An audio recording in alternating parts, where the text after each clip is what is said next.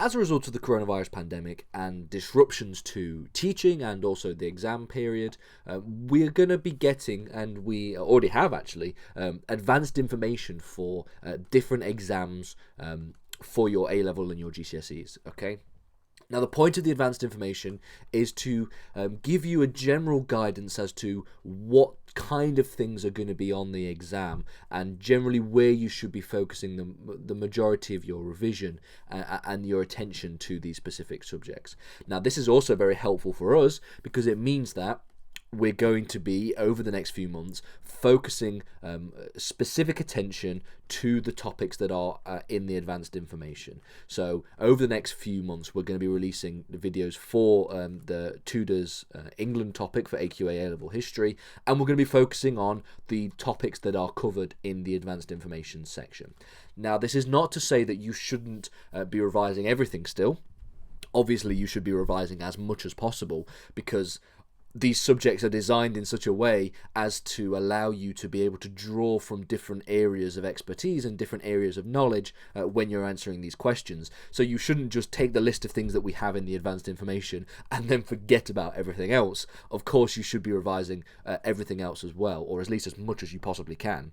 And the point is just to take special attention and take care to focus on these areas as well, because these are the areas that are going to come up in the exam. Okay, so, or at least these are the areas where the majority of the exam is going to be focused. So in terms of the actual exam itself, okay, this is meant to support final revision, okay? This isn't meant to, be a kind of guidance for teaching, for example. They're not where teachers just forget about everything else. And it also means that the exams themselves that are not going to change at all. Okay, there's not going to be any changes at all. It will just be because of they are just giving us a little bit more information about what's going to be on the exam. Okay, where the majority of the focus is going to be. Okay, now, for A-level history, for the Tudors module 1C for AQA, we have a number of different topics that we can focus on here, okay? So when it comes to the different topics, we still have the part 1 and part 2, where we have the consolidation of the Tudor dynasty, and then we also have the turmoil and triumph, which relates to the second half of the Tudor period. And just like with any other exam year, we have sections 1, 2, 3, and 4. Sections 1 being Henry VII, sections 2 being Henry VIII, section 3 being the quote-unquote mid-Tudor crisis, and then finally talking about Elizabeth. Okay. So in section 1, Henry VIII, 1485 to 1509, there are 4 main points of focus where you should be focusing the majority of your revision. So the first one being Henry Tudor's consolidation of power. Very simple, okay. The second one being the government of Henry VII, so focusing on council, parliaments, justice, royal finance, and domestic policies. We also then have foreign policy, so specifically Scotland and other foreign powers. Again, this is just taken from the specification. And then finally society, okay, so society here being as well. So you'll notice that the things that are left out, or at least not covered in this bit here, are specifically religion, okay, as well as the economy as well under Henry VII. And it seems that we probably should be focusing more on these things than things like regional disputes as well, okay, even though we do have some here on social discontent and rebellion at the end on society.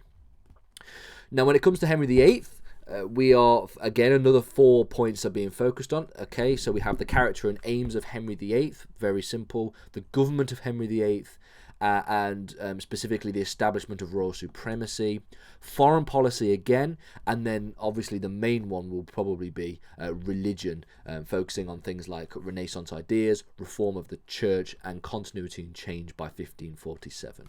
So obviously talking a lot about the King's Great Matter and all of the things relating to the break from Rome, all these kinds of things here.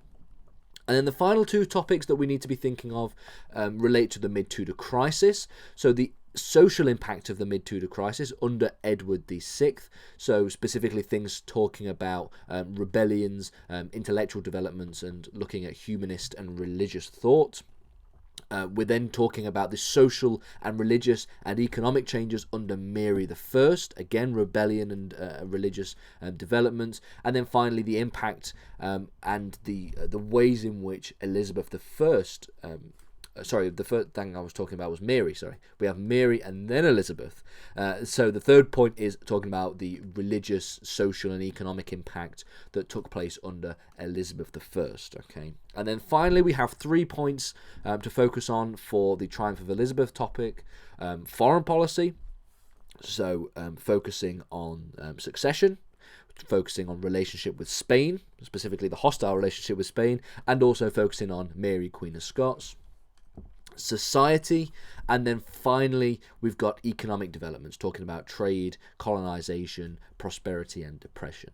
Okay, so it seems to be the case that there's actually a lot more here that's being covered than isn't being covered, if you will. So there's a few topics that are being that you probably should focus on less, and you should be focusing on these topics more. But it seems to be the case that quite a lot of this content isn't changed effectively from the exam. So you're going to be revising, for the most part, the vast majority of the topics anyway.